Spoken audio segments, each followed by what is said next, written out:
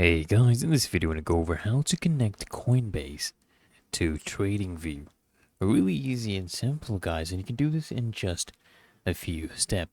So first things first, of course, you want to go ahead and open the Tradingview app and log in to your account. You can also do this in the browser. And once you're in, guys, what you need to do is you need to click on the chart option, okay, at the top. Next, you want to locate the trading panel at the bottom of the screen and click on it.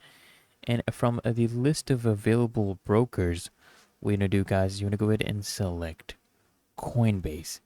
And now they're going to prompt you to log in to your account, your Coinbase account. Okay. You just want to enter your credentials, authorize the connection. Okay. Log into your account, log into your Coinbase account, authorize the connection, and then a TradingView will basically link to your Coinbase account. And once connected, of course, you can analyze your Coinbase data directly in a TradingView and even place trades if the integration actually supports it. And of course, you can go ahead and check the connection settings and make sure you have a smooth experience going on. And that's it, guys.